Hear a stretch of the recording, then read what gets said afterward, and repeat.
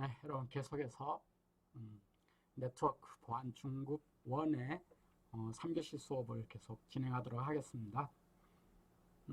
이 앞 페이지에서 아주 간단하게 이제 네트워크라고 하는 게 무엇인지에 대해서 잠깐 이제 얘기를 했었죠. 결국은 컴퓨터와 컴퓨터가 상호 연결이 돼서 무언가 통신을 할 수 있는 그런 시스템을 네트워크라고 했습니다. 근데 뭐 일반적으로는 그냥 네트워크 하면은 그냥 인터넷이다 라고 생각하면은 지금 현재는 뭐 맞는 말이나 라고 제가 말씀을 했습니다. 그리고 이 네트워크를 하기 위해서 아주 중요한 게 이제 프로토콜이다. 프로토콜인데 이 프로토콜이라고 하는 거는 결국은 상호 서로 다른 컴퓨터가 서로 통신을 주고받기 위한 어떤 약속, 규약 이런 거를 프로토콜이라고 한다. 그리고 이 프로토콜을 만들기 위해서 일을 하는 것을 표준화, 스탠다드제이션이라고 한다라는 것까지 했습니다.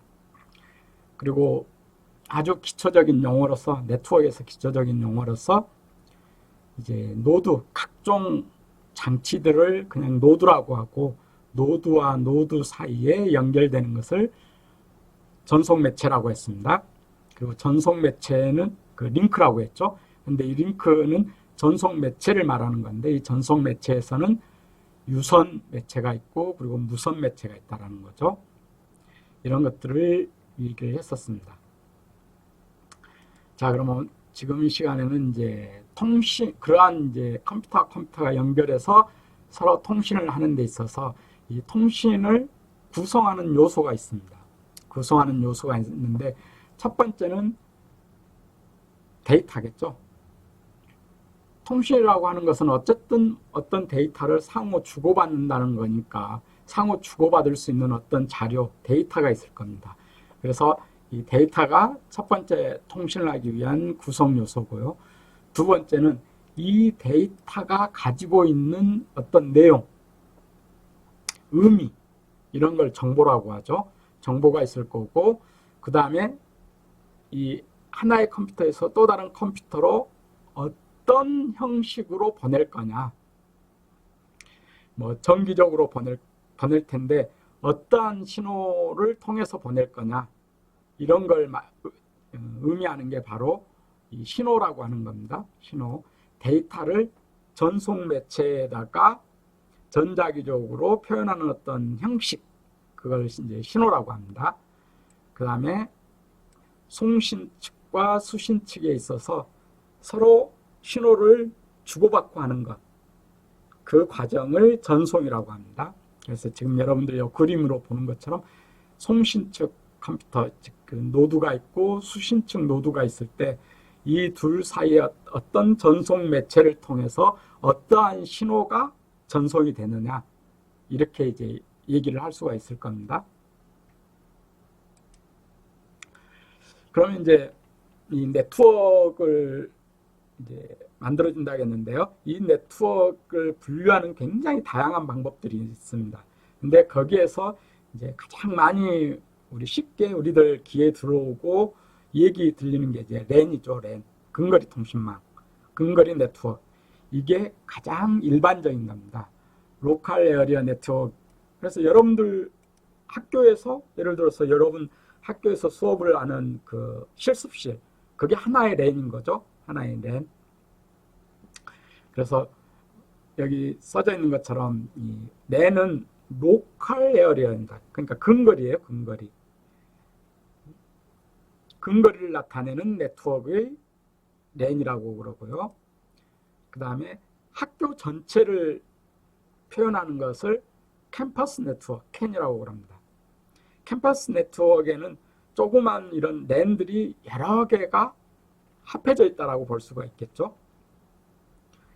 그 다음에 광역 네트워크라고 하는 용어도 있습니다. 역시나 마찬가지. 예를 들어서 한 도시 전체에는 뭐 무수히 많은 뭐 학교도 있을 거고 여러 개의 회사들도 있을 거고 공공기관도 있을 거고 이런 것들이 다 있잖아요. 그런데 그런 안에 굉장히 많은 뭐 랜도 있을 거고 또 어떤 그 캠퍼스망의 그런 캔도 있을 거고 이런 다양한 네트워크들이 있을 텐데 그런 네트워크들이 또 연결되는 거잖아요. 이게 이런 식으로 또 도시와 도시 사이가 연결되고 또 하나의 국가에서 다른 나라로 연결되고 이렇게 결국 연결되어지는 게 여러분 잘 알고 있는 인터넷이잖아요. 이런 것들을 이런 다양한 용어로 분류를 합니다. 근데 이런 분류 자체는 뭐 그때그때 필요에 따라서 얼마든지 이런 용어를 이제 적용을 할 수 있기 때문에 뭐 우리 학교는 딱 뭐 램밖에 없다, 뭐 와는 아니다 이렇게 말할 필요는 없어요. 이거는 필요에 의해서 그때그때 적용을 하는 겁니다. 뭐 인트라넷 뭐 이런 것도 있고요. 네. 자, 그러면은 그러한 인터넷에 즉 네트워크에 내가 이제 내 컴퓨터를 접속을 해야 될 겁니다. 연결을 해야 되죠. 여러분들 일반적으로 학교에서 그거 연결할 때 어떻게 하죠? 이더넷선 RJ45잭이라고 그러는데 그 이더넷선을 이렇게 딱딱하면서 연결시키잖아요. 그게 바로 접속 장치죠. 그래서 여러분들 PC에는 전부 다 닉이라고 하는 카드가 다 들어있습니다. 네트워크 인터페이스 카드. 요 닉이라고 하는 요 카드가 컴퓨터 안에 다 꼽혀져 있습니다. 거기에 이제 밖으로 나와 있는 게 바로 이더넷이 이렇게 연결되어지도록 되어 있죠. 바로 그게 바로 이런 거죠. 이런 거. 이게 바로 RJ45잭입니다. 이게 이렇게 딱딱하면서 연결하는 거 이런 게 다 접속 장치잖아요. 결국은 인터넷에다가 접속하기 위한 장치죠. 그러한 가장 그 장치들 중에 대표적인 것들이 뭐 라우터니 스위치니 허브니 뭐 브릿지니 이런 굉장히 다양한 그런 장치들이 있습니다. 이런 모든 장치들을 일반적으로 노드라고 부른다고 그랬죠. 그 중에서 기본적으로 여러분 컴퓨터에서 알아둬야 되는 게 이 닉 카드는 머릿속에 조금 이렇게 염두에 두는 게 좋습니다. 지금 요 보이는 이런 카드가 실제로 여러분들 컴퓨터 안에 보면은 이런 카드들이 꼽혀져 있습니다. 이게 ISA 아마 인터페이스일 거고요. 이게 컴퓨터 머더보드에 딱 꼽혀져 있는 거죠. 꼽혀져 있고 이게 여러분들 보통 PC의 뒤쪽에 이게 나와 있죠. 그리고 여기에 이더넷 선을 연결시키는 거죠. 바로 이걸 보통은 뭐 랜 카드라고도 불리고 뭐 닉 카드라고도 불리고 뭐 여러 가지 형태들을 근데 딱히 이런 형태만 있는 건 아닙니다. 이거는 이제 개인용 그 PC의 보통은 이제 이런 형태지만은 이것도 뭐 닉 카드 중에 일종입니다. USB 형태로 만들어져 있는 거죠. 그리고 당연하지만 이런 게 노트북에는 못 들어가잖아요. 당연히 또 다른 형태로 만들어질 수밖에 없는 거죠. 이런 게 이제 닉 카드입니다.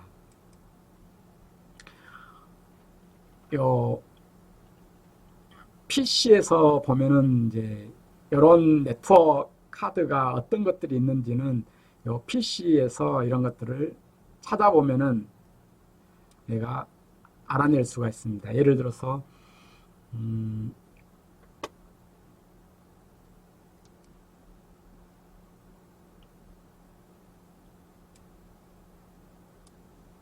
네, 여기서 보면은 관리 장치 관리자를 보면은 네트워크 어댑터가 있죠. 이런 카드들을 이게 이제 이더넷 닉 카드들인데요. 저는 뭐 굉장히 다양한 뭐 버추얼한 카드들이 굉장히 많이 들어있는데요. 네, 어쨌든 이런 카드, 이런 정보들이 여러분들 개인용 PC 안에 다 들어있습니다. 다 찾아보면 다 있거든요. 그래서 그런 거를 보면은 알 수가 있는데요. 그 중에 또 하나가 여러분들 보면은 여기에 여기서 보면은 이더넷이라고 하는 이런 것들이 다 들어있죠. 그러면 여기에서 보면은 설정 이런 걸 보면은 뭐 제 IP 주소가 떴고 뭐 DNS 서버가 뭘로 연결되어 있고 이런 것들을 다 보여줄 수가 있는 거죠. 예. 이런 것들도 있습니다. 방금 전에 본 거는 이제 윈도우 10 화면 같은 경우 이제 그런 식으로 보이죠. 물론 다른 식으로도 볼 수 있는데요. 뭐 저 같은 경우는 이 제어판을 옛날 형태로 이렇게 해놨는데 이 제어판에서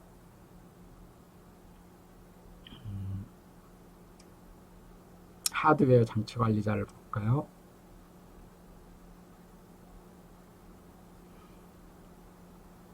여기 장치 관리자 보면 아까 네트워크 어댑터 이런 거 있다겠죠? 여기서 보면은 속성이 있습니다. 마우스 우 버튼을 해보면요. 그러면 보면은 여기에서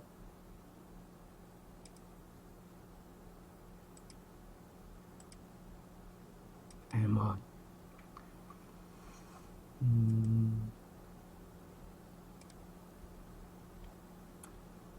뭐 디스플레이 어댑터고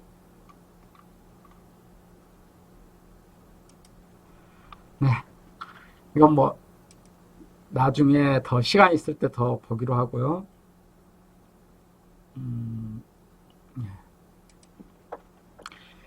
이런 각종 그 네트워크와 관련된 각종 장비들을 이제 여러분 개인용 PC에서 찾아볼 수가 있습니다. 이거는 제가 다음 시간에 좀 더 찾아보고 나서 얘기를 해드리도록 할게요. 그래서 이 명령어를 또 해보면은 여러분들 여기에서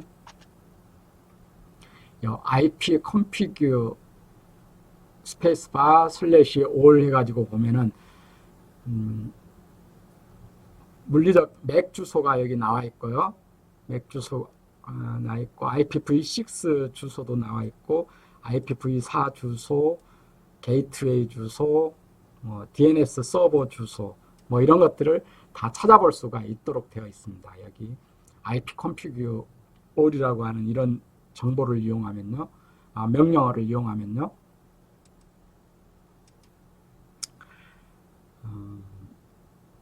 여기에서 이제 중요한 것 중에 하나가 사실은요, 맥 주소인데요. 이 맥 주소는 전 세계에서 항상 유니크한 주소입니다. 전 세계에서. 그래서 그 유니크한 주소가 있기 때문에 이 유니크한 주소에 이제 IP가 서로 이제 이렇게 매칭이 돼서 이제 할당이 돼가지고 이제 통신을 하는 건데요. 어쨌든 구체적인 것들은 또 계속해서 얘기를 하니까요. 이런 랜 카드가 있습니다. IP config에서 이렇게 보면은 맥 주소 방금 전에 봤던 이런 거 있었죠. 이 맥 주소가 있는데요. 이 맥 주소가 전 세계에서 이렇게 유니크한 이유가 그 모든 닉 카드를 만드는 제조하는 제조사마다 자기 회사 고유 번호가 다 있어요. 자기 회사 고유 번호가 다 있어서 그 고유 번호 뒤에는 자기 회사에서 제조하는 모든 닉 카드 하나하나마다 그 번호를 업데이트 하거든요. 그렇게 해가지고 전 세계에서 유니크한 그런 주소가 할당이 되는 거예요. 그런 게 있었고요.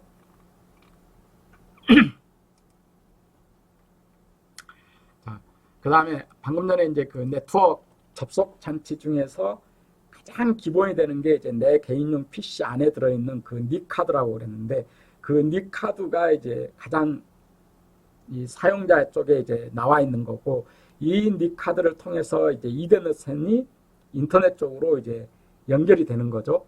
근데 대부분의 경우가 이제 스위치나 뭐 허브를 통해서 스위치로 연결되고 스위치에서 다시 라우터로 이렇게 연결됩니다. 그리고 라우터와 라우터는 상당히 큰 범위를 커버를 하죠. 그리고 마지막으로 예를 들어서 우리 회사다 그러면 우리 회사의 모든 네트워크가 하나의 라우터로 다 들어온 다음에 이 라우터를 거쳐서 실제로 인터넷상으로 이렇게 나가도록 일반적으로 그런 식으로 구성이 되어 있습니다.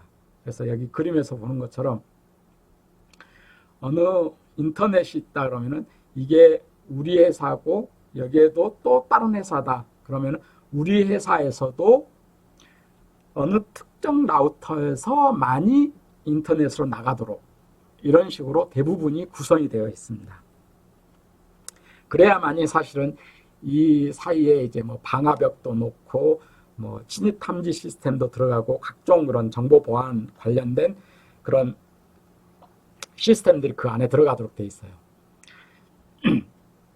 그렇게 해서 이 인터넷으로 들어가는 거죠. 이 인터넷 안에는 이제 수없이 많은 회사들과 이런 것들이 다 그 안에 들어있겠죠. 그렇게 해서 이제 통신을 하도록 되어 있습니다. 네, 라우터에 대해서 얘기가 되어 있고요. 자, 그러면은 이 네트워크에 이제 이렇게 접속을 하는 게 이제 어쨌든 니 카드를 통해서 이렇게 접속을 한다고 했는데 그 접속을 하는 형태가 굉장히 다양한 형태가 있습니다. 여기 지금 TP에도 나와 있지, 발표 자료에도 나와 있지만은 뭐 성형, 스타형, 뭐 트리형, 버스형, 링형, 그물형 이런 각종 여러 가지 다양한 형태로 네트워크에 연결이 된다라고 했어요. 이 노드들이. 근데 그 형태에 따라서 여러 가지 뭐 장단점들이 다 있거든요. 그래서 딱히 뭐 조그만 뭐 회사에서는 뭐 스타형으로 한다, 뭐 큰 회사에서는 뭐 어떤 걸로 한다 이렇게 딱 정해져 있지는 않아요.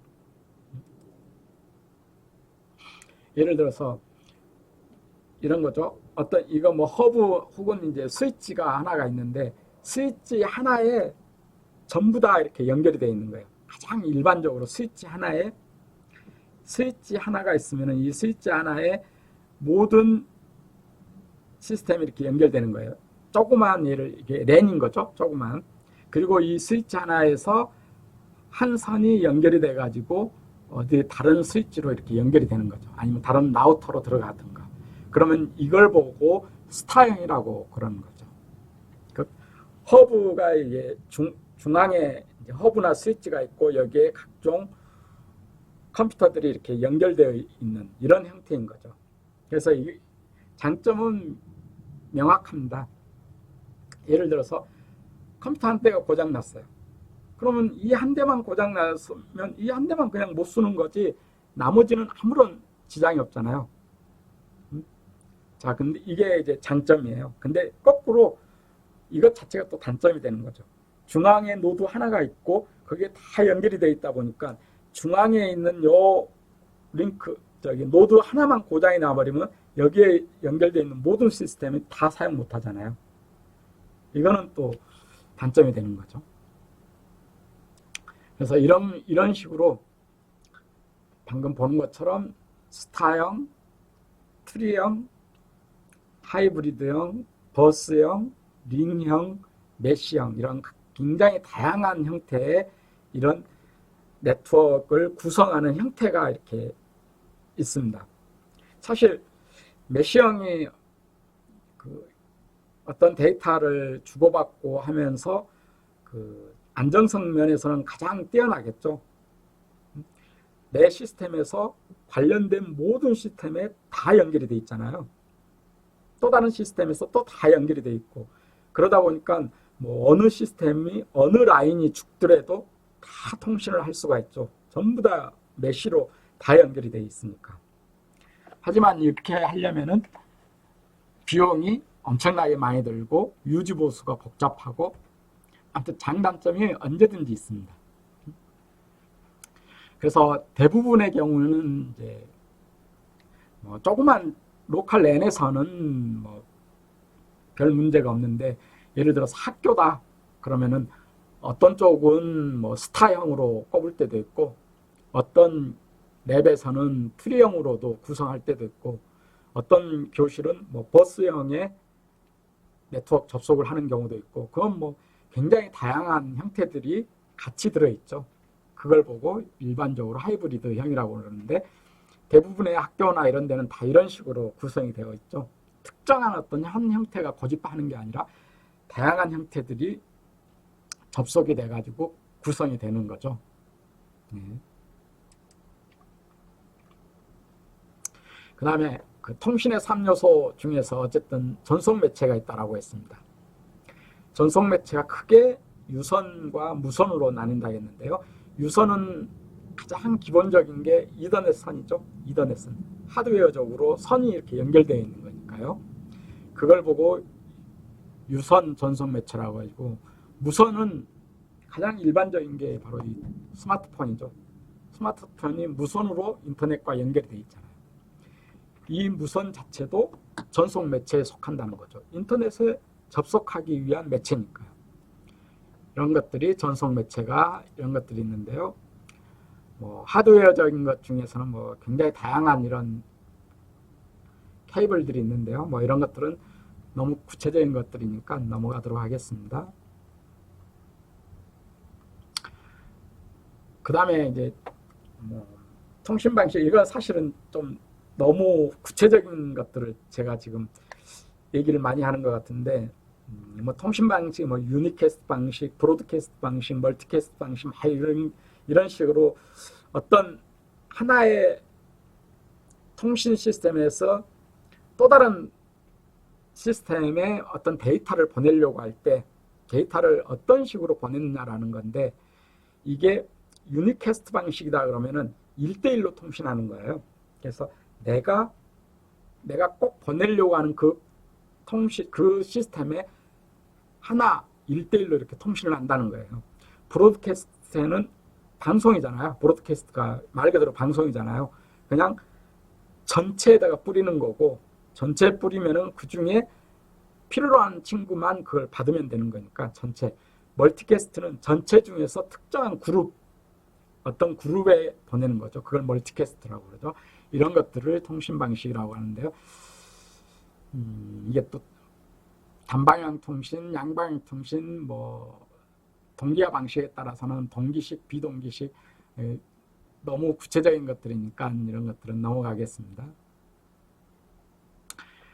통신하다 보면은 중간에 오류가 발생합니다. 통신은 뭐 늘 얘기하지만 PC, 이 컴퓨터와 컴퓨터 사이의 통신은 01, 01 이런 게 흘러가는 거잖아요. 그러면 이런 게 흘러가는 거리가 예를 들어서 내가 미국하고 통신하고 있다. 거리가 엄청 멀잖아요. 그럼 그 먼 거리를 통신하는 와중에 01, 01 이런 것들 중에서 한두 비트가 다른 비트로 바뀌어질 가능성은 엄청 높겠죠. 그러면은 그런 오류를 검출해 가지고 그 오류를 또 수정해주는 그런 알고리즘이 있습니다. 그런 프로토콜이에요. 바로 그게 통신 오류 검출하는 거예요. 이 검출하는 방법 중에서도 단일 한 개의 비트만 오류를 찾아내는 것도 있고 다중 여러 개의 비트 오류를 찾아내는 것도 있고 그 다음에 집단적으로 연속적인 어떤 비트가 연속적인 어떤 데이터가 오류가 난 거를 찾아내는 그런 경우도 있고요. 이건 굉장히 다양한 방법들이 있는데 이게 페리티비트 검사라고 해가지고 그 오류를 검출하는 방법을 지금 설명해 놓은 건데 이런 것들은 지금 현재 이렇게 말로서 설명하기가 조금 까다로운데요. 이런 뭐 굉장히 구체적인 어떤 알고리즘들이어서 이런 것들 나중에 또 실제 이제 대면 수업을 하거나 할 때 이것도 좀 더 자세히 하기로 하고요. 여러분들은 통신 오류를 검출하는 여러 가지 방법들이 있다. 그런 방법들 중에서 페리티비트 검사 방식, 블록 합 검사 방식, 순환 중복 검사 방식 뭐 이런 것들이 있다 정도만 이제 들어보고 그냥 넘어가면 될 것 같습니다. 구체적인 알고리즘 자체에 대해서는 나중에 또 시간 될 때 그때 더 하기로 하고요. 자, 예. 네트워크 교환 방식은 이 마지막 시간에 조금 더 이제 하기로 하고요.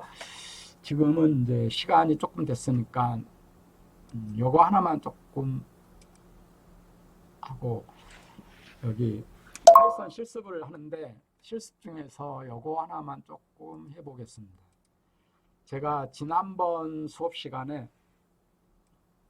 이런 문제를 제가 내준 게 있던데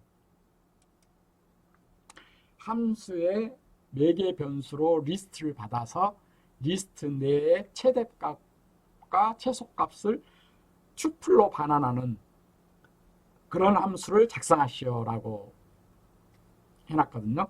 문제가 있었어요. 단 튜플 첫 번째 값이 최대값이고 두 번째 값이 최소값이다 라고 했어요. 이런 것들을 한번 해보죠. 자, 이 문제를 푸는 건 결국은 이 함수를 이제 만들려고 한 거였잖아요. 이 함수. 근데 이 함수가 이제 제대로 동작하는지를 보기 위해서 이제 이 앞에 이런 것들을 그냥 집어넣어 놨는데요. 자, 예를 들어서 얘 자체는 조금 이따 보기로 하고요. 어쨌든 get max min이라고 하는 get max min 데이터 리스트라고 하는 함수를 이제 작성을 하겠으니까요. def 그리고 get max min 데이터 리스트라고 하는 이 함수를 이제 작성을 하는 거예요. 작성을 하는데 이게 데이터 리스트가 리스트잖아요. 리스트를 받는다고 했잖아요. 그러면 이 리스트를 받아가지고 이거는 sorted라고 하는 함수를 이용했어요. 이 sorted라고 하는 함수는 뭐냐 하면은 sorted에 그 들어오는 그 리스트를 가져와 가지고 그 리스트를 소팅하는 거예요. 작은 숫자에서 큰 숫자로 이렇게 소팅하는 그런 함수예요. 그럼 이 함수를 이용해 가지고 sorted라고 하는 함수를 이용해서 가지고 들어온 데이터 리스트를 소트를 하면은 작은 수부터서 큰 수까지 이제 소팅되어지는 리스트를 리턴해줘요. 이 함수가요. 그러면은 그 리스트를 이제 받았어요. 그 리스트를 요 템프L에서 이제 받았어요.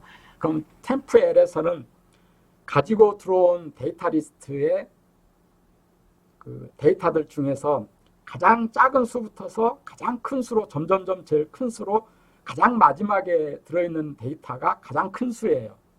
그러면 여러분들 맥시멈 가장 큰 수하고 가장 작은 수를 구하라 하겠잖아요. 그러면 가장 큰 수는 가장 뒤에 있는 요 데이터 리스트 중에 가장 뒤에 있는 숫자가 가장 맥스 큰 값이잖아요.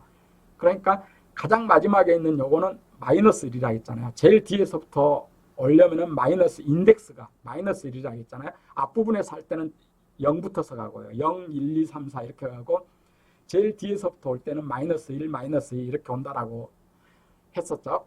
그러니까 마이너스 1에 들어있는 값이 가장 큰 값이고 0번 인덱스에 들어있는 값이 가장 작은 값이죠.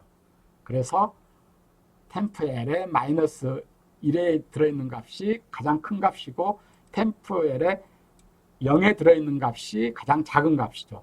그런데 이 두 개의 값을 콤마해 가지고 집어넣어주면 mx에다가 집어넣어주면 이 mx가 이런 식으로 보면은 튜플로 받는다고 그랬어요.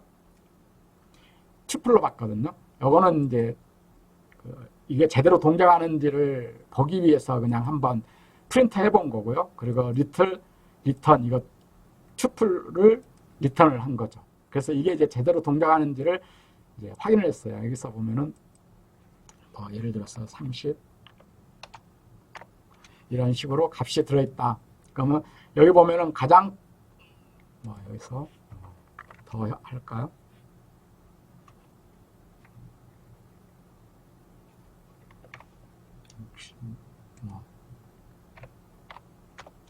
자, 이렇게 많은 값이 들어있는데 요거를 보면은 제일 큰 값이 70이고 가장 작은 값이 10이죠. 그럼 이게 이제 제대로 나오는 건지 보죠.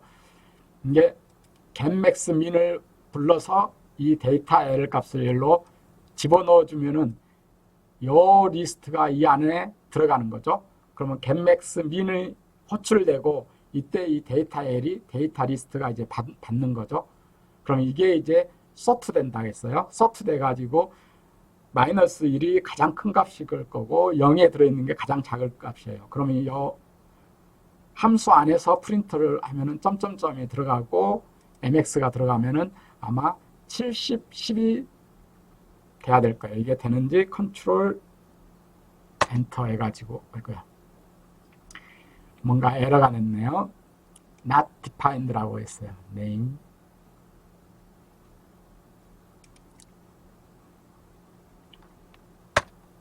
예, 이게 제가